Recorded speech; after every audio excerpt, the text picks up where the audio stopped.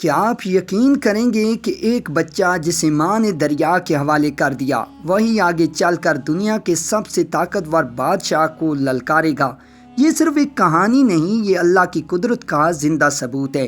حضرت موسیٰ علیہ السلام کی زندگی صبر، ایمان اور اللہ کی مدد کی ایک ایسی داستان ہے جو رہتی دنیا تک انسانیت کے لیے مشعل راہ ہے۔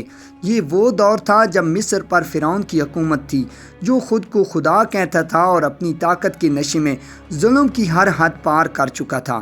اس نے بنی اسرائیل کو غلام بنا رکھا تھا اور ان پر بے پناہ مظالم ڈھاتا تھا، یہاں تک کہ اسے خبر ملی کہ بنی اسرائیل میں ایک ایسا بچہ پیدا ہونے والا ہے جو اس کی حکومت کے خاتمے کا سبب بنے گا۔ تو اس نے حکم جاری کیا کہ ہر نومولود لڑکے کو قتل کر دیا جائے۔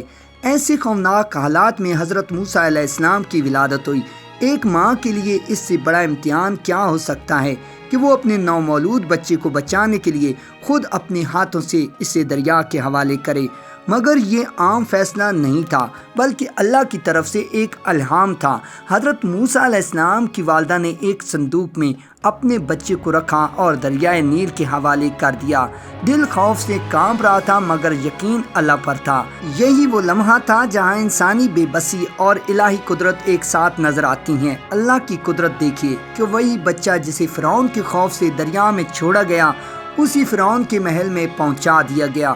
فرعون کی بیوی آسیہ نے جب اس بچے کو دیکھا تو اس کے دل میں محبت پیدا ہو گئی اور اس نے فرعون سے کہا کہ اسے قتل نہ کیا جائے، شاید یہ ہمارے لیے فائدہ مند ثابت ہو۔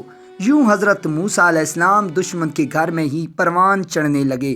لیکن اللہ کا نظام صرف حفاظت تک محدود نہیں تھا، بلکہ اس میں حکمت بھی تھی۔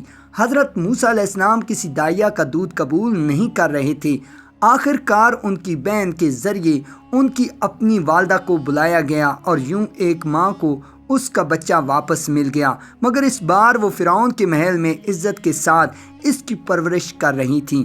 یہ منظر اس بات کی واضح دلیل ہے کہ جب اللہ کسی کی حفاظت فرماتا ہے تو حالات خود راستہ بنا دیتی ہیں۔ وقت گزرتا گیا اور حضرت موسیٰ علیہ السلام جوانی کی دہلیز پر پہنچ گئے۔ ایک دن انہوں نے ایک مصری اور ایک بنی اسرائیلی کے درمیان جھگڑا دیکھا۔ جب انہوں نے اپنی قوم کے فرد کی مدد کی تو ایک غیر ارادی طور پر مصری کی جان چلی گئی۔ یہ واقعہ ان کی زندگی کا ایک نیا موڑ بن گیا۔ انہیں احساس ہوا کہ اب مصر میں رہنا خطرناک ہو چکا ہے، چنانچہ وہ مدین کی طرف ہجرت کر گئے۔ مدین میں انہوں نے ایک نئی زندگی کا آغاز کیا۔ وہاں ایک کنویں پر انہوں نے 2 عورتوں کی مدد کی، جس کے بعد انہیں ایک نیک شخص حضرت شعیب علیہ السلام کے ہاں پناہ ملی۔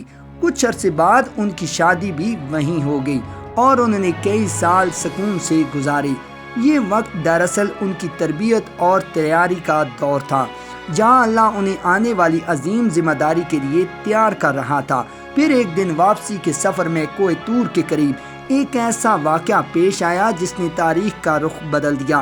حضرت موسیٰ علیہ السلام نے ایک آگ دیکھی اور اس کی طرف بڑھے، مگر وہاں انہیں آگ نہیں بلکہ اللہ کا کلام نصیب ہوا۔ یہ وہ عظیم لمحہ تھا جب اللہ نے انہیں نبوت عطا کی اور ایک بہت بڑی ذمہ داری سونپی، فرعون کے پاس جا کر اسے حق کی دعوت دینا۔ یہ کام بظاہر ناممکن لگتا تھا، ایک طرف دنیا کا سب سے طاقتور بادشاہ اور دوسری طرف ایک سادہ انسان، مگر اللہ نے انہیں یقین دلایا کہ وہ اکیلے نہیں ہیں۔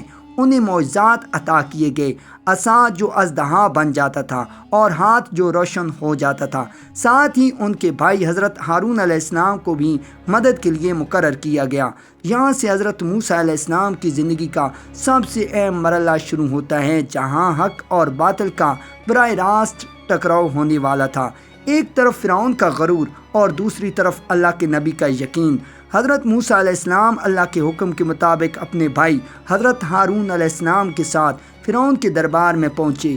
یہ وہی دربار تھا جہاں طاقت، غرور اور خدائی کے جھوٹے دعوے اپنے عروج پر تھے۔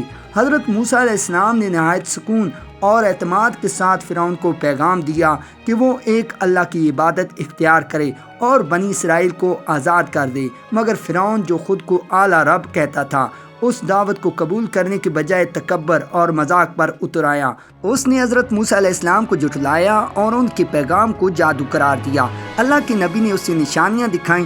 جب حضرت موسیٰ علیہ السلام نے اپنا عصا زمین پر ڈالا تو وہ ایک عظیم اژدہے میں تبدیل ہو گیا، اور جب اپنا ہاتھ نکالا تو وہ چمکنے لگا۔ یہ واضح معجزات تھی، مگر فرعون کے دل پر غرور کی مہر لگی ہوئی تھی۔ اس نے سچ کو ماننے کے بجائے اعلان کیا کہ وہ اپنے بہترین جادوگروں کو بلائے گا تاکہ اس جادو کا مقابلہ کیا جا سکے۔ مقررہ دن ایک بڑا میدان سجایا گیا، عوام کا ہجوم اکٹھا ہوا اور مصر کے ماہر جادوگر میدان میں اترے۔ انہوں نے اپنی رسیاں اور لاٹھیاں پھینکیں جو جادو کے اثر سے سانپوں کی طرح حرکت کرنے لگیں۔ بظاہر یہ ایک خوفناک منظر تھا، مگر یہ صرف نظر کا دھوکہ تھا۔ پھر اللہ کے حکم سے حضرت موسیٰ علیہ السلام نے اپنا عصا ڈالا جو حقیقی اژدہا بن کر تمام چھوٹے سانپوں کو نگل گیا۔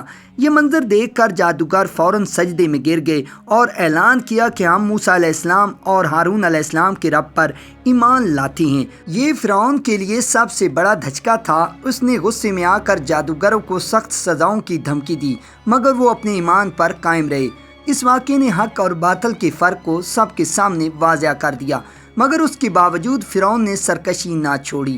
اس کے بعد مصر پر مختلف عذاب نازل ہوئے، قحط، طوفان، ٹڈیاں، جوئیں، مینڈک اور خون جیسی نشانیاں ظاہر ہوئیں۔